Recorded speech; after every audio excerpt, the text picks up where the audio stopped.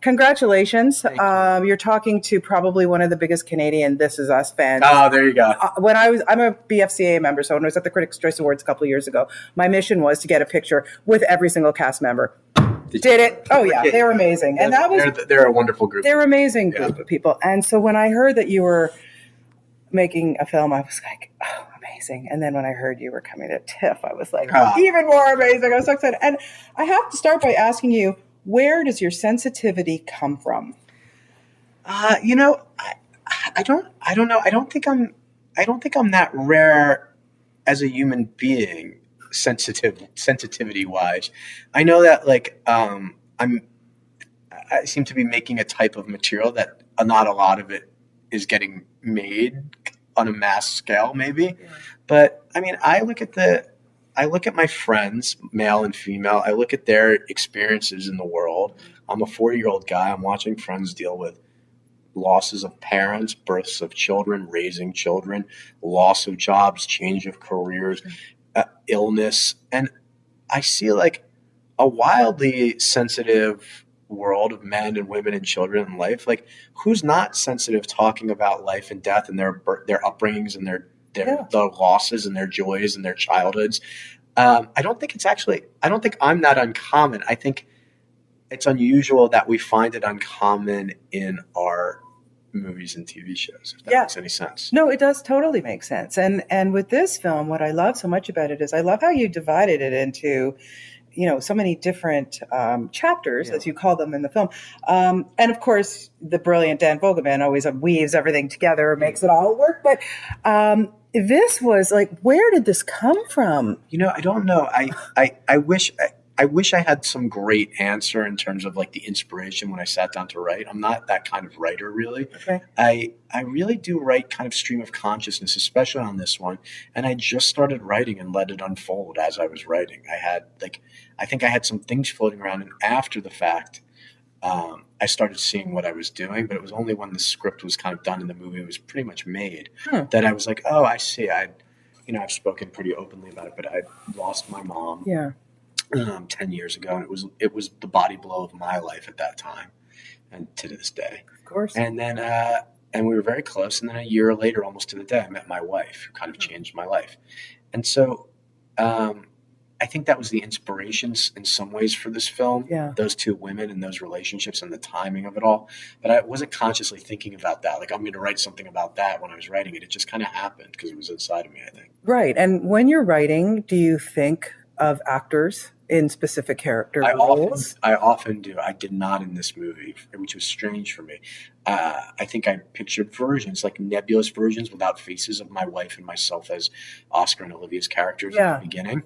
But it wasn't like I was picturing us, but I was picturing like the way I loved her, the way, you know what I mean? The way I felt. But no, I in the past I have. When I wrote Crazy Stupid Love, I wrote it picturing Steve Carell. When I wrote my first movie I directed, I pictured Al Pacino. Right. This one I didn't. It was a little more vague and nebulous in my head because Well, Olivia, oh my goodness. Yeah. She's the dream girl. Wow. Yeah. What is it about her? Because she just, she's like effervescent, everything. There's a million words to describe her, but. I think, like, the irony of Olivia. And she just directed her first film, which I saw early, and it's going to be great. And she's on top of being a very famous movie star, she's also going to become a very important director, is my belief. By she's a smart lady. It is. Yeah. Those would be the two words I used to describe her for so long. And, even my father last night, who I brought to the can't stop talking how beautiful she is. She's a knockout, right? Yeah. And it's very easy, especially with celebrities, to get distracted by that when somebody is inhumanly physically beautiful. Right. But the two words I would use to describe her are like intelligence and cool. She is a very cool person. Like, she's just an interesting, cool person. And she's also wickedly smart. And you feel that in this film, her intellect. And that's not something you can always act. That's like, you have to, I almost like to be that smart, like, like to be 10 times smarter than the average human being, like she is. You can't necessarily just act that unless you're playing, unless you're playing like somebody with a weird manner. But yeah. Are you a reliable or unreliable narrator? I'm probably unreliable, like we all are. I mean, I think part of doing what I do for a living and specifically the type of stuff I tread in, is like there's a tendency when I do these interviews to come off really sensitive and perfect and loving towards my wife, and I write all this sensitive romantic stuff that makes people cry. Right. But I'm deeply flawed just like anybody else. My wife and I, God knows she wants to kill me half the time, and not in just a cute way. So as I sit and talk about how I love my wife the way Oscar loves his wife in this film, I mean it. Right. But I also know like I'm a wildly imperfect husband.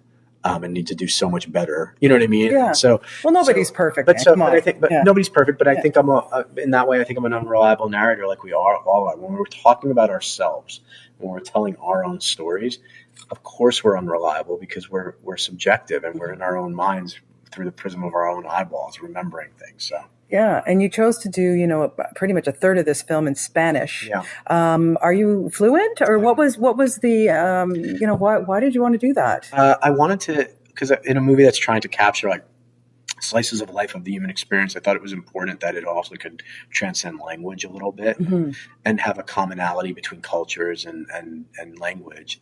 And I spoke Spanish very well in high school, less well as I went into my 20s, and now it's faded a little bit. It was a country I was always like had a fond romantic notion of from when I visited as a younger man, and I just wanted to attempt it. I thought it would be a really exciting thing to try and do, to take I already knew the structure of this film was going to be complicated and difficult. Sure. And characters that you love were going to go through very hard things, and that was going to be difficult. And I thought, you know what, if I'm going for this, I would also like to challenge myself and see if I can get people to drift into another language and culture without losing them, and if anything, making them fall in love a little more. Oh, it was beautiful. Thank you. Yeah, and that was a really exciting challenge for me. And it was we moved to Spain after we shot the American portion of the film. We shot with an entirely Spanish cast and crew. Yeah. In a language I don't speak fluently. It was very challenging, but it was also really exciting. Yeah, it was a really beautiful part of the film, I have to say, and the actors that you cast as well. Like, wow. Yeah, they're wonderful. I think we've got some new stars that we're going to be seeing. I agree. Laya, the young woman I cast, is about. She had basically she's new and blowing up, but she's only been acting professionally for like 5 or 6 years, if that. Yeah. Camera loves her. Yes, it sure does. And it was the only role, that and Javier, Sergio's part, were the only major roles I hadn't cast just by knowing the actors. Banderas, Olivia's, Annette, Mandy, Oscar, they were all cast. Yeah. And then I was going to go to Spain and cast Isabel. And she, on her own, got her hands on the script, Laya. She read every scene in the movie to camera and sent me the tape of her reading about 25 minutes worth of material. Wow. And I read her last monologue of the film. I saw her last monologue in the film, and I said, I'm done. I don't want to see anybody else. Like, that's going to be the person. And so, yeah, she's really special, as is Sergio. Amazing. We could talk forever, and I know you're wrapping up your day and everything, and I have so much to ask you, but This Is Us, honestly, again, that show, why do you think that everyone is just connecting with it so much? It's unreal. Well, I think I always say, because I've been asked it a lot, because there's nothing necessarily groundbreaking about, the show itself. So why has the show become this phenomenon? You know what I mean? In that way. I think the actors, like this film, are exceptional. And I think they're exceptionally talented actors in terms of being thespians, but they're also exceptionally charmed human beings who you want to watch on the television screen. And they're beautiful, and they're winning in all the ways you want to be winning as a human being, and that you want to watch winning human beings. Plus, they're beautiful actors. So when you have that combination with 8 different actors, that's a pretty winning formula, and it would be hard to screw it up. But when you see somebody like Sterling K. Brown, who I am just in love with, but then you see him play Christopher Darden, Chris Darden, and then you see him play this guy. Like, how do you even envision these people? Like, you cast it so perfectly, like everybody. The cast, what's great about the cast and what makes them so special is all of us are in our 30s or even 40s. Nobody was like a fly-by-night kid who just got discovered and became instantly famous. These were people who worked at their craft, and they wanted to be a part of the show. Every single person read. They read together. They did chemistry reads. So it wasn't like you had to guess. You got to see them in the roles before you cast them. Right. So that's a really big part. I think the other part of the show is just, I think everybody can relate to thinking back on their childhoods as it affects their present-day life. I think that's a really simple concept. and none of us have the ability to think about the things that were formative to us as we're experiencing things in the present day. And this show gives this vehicle to learn, to watch a group of characters in a family use that, like this time capsule of like, here's the past affecting the present and vice versa. And even sometimes it's indirect. Yeah. It's like you'll be watching this season. We're going to be doing a lot with Jack and Rebecca's origin story before they had kids. Yeah. And I've seen a lot of it, and it's magical. It's really, really magical.